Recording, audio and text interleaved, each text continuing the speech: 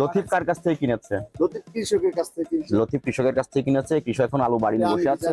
এখন কোন কৃষকের কাছে মাল নাই। আলু নিয়ে আমাদের পর্যাপ্ত গবেষণা করা হচ্ছে। কৃষকের কাছ থেকে আমি যদি জাহাঙ্গীর কিনে দিই, আপনি 5000 বস্তা আলু কিনেন কৃষকের কাছ থেকে। যদি না কিনে দিতে পারি, আমার ব্যবসা করব না, এই ব্যবসা আমি দিয়ে দাম চলে যাব। আপনার কি মনে হয় সরকার এখানে আলু কিনতে এসেছে আপনার কাছ থেকে? আমি লতিফ কার কাছে কিনছি সেটা আমার জানার বিষয় না।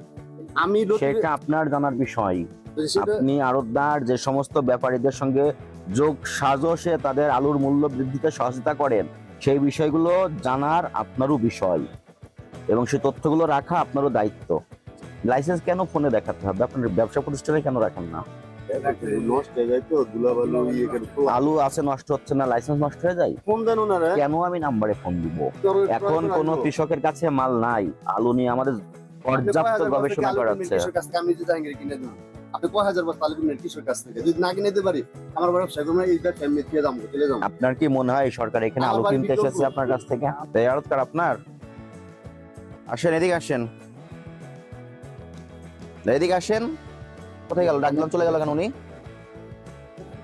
এখানে একজনকে ডাক দিলাম, উনি চলে গেল কেন? আল্লাহ, যা আছে সব জব্দ করো। আপনার এখানে কারা?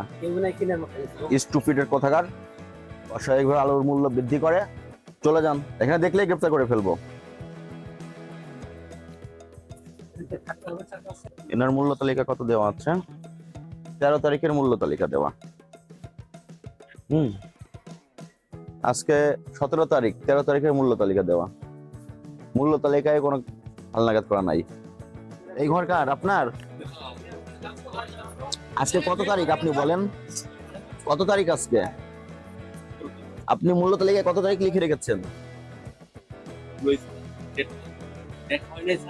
ভুল কয়দিন হয়? 13 তারিখ, 4 দিন ভুল হতে পারে আপনার। রেগুলার কোথায় করলেন আপনি? 14 তারিখ করেন নাই, 15 তারিখ করেন নাই, 16 তারিখ করেন নাই, আজকে 17 তারিখ আজকে করেন নাই। কত করে বিক্রয় করছেন? এলসি আলু আছে আপনার এখানে? ডকুমেন্ট গুলো দেখেন এলসি আলুর। লিখে রেখেছেন কেন?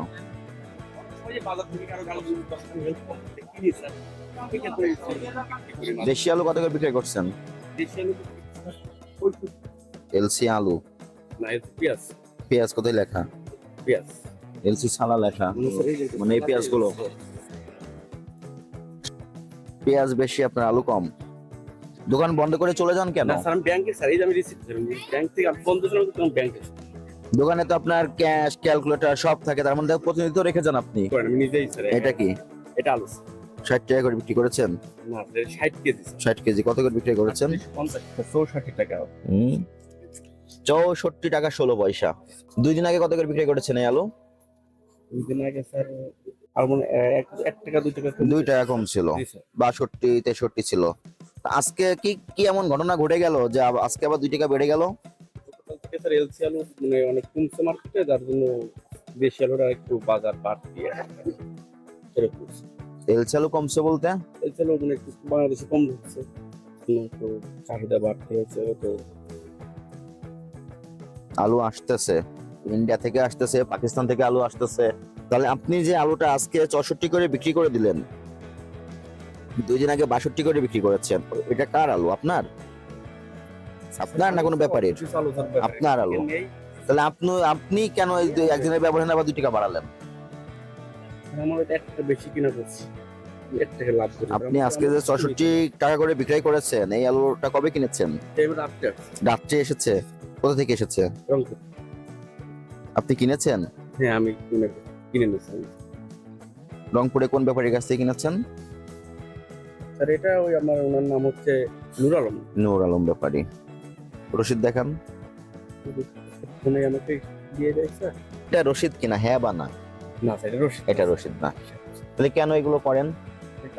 আপনারা এই সামান্য আলু এটাকে বিলাসী পণ্য বানিয়ে ফেলেছেন। মূল্য তালিকা হালনাগাদ না করার জন্য আপনাকে 20,000 টাকা আর্থিক জরিমানা করা হলো। এরপর থেকে আলু যেখান থেকে আলু নিয়ে আসেন, যত ব্যাপারীর কাছ থেকে নিয়ে আসেন, পুরো রসিদ রাখবেন। পুরো রসিদটা দেখালে আমরা বুঝতে পারি যে না, গাফিলতিটা আপনার থেকেও ওনার বেশি, উনি বেশি মূল্যে আপনার কাছে বিক্রি করেছে, তখন আমরা ওনাকে ধরতে পারি।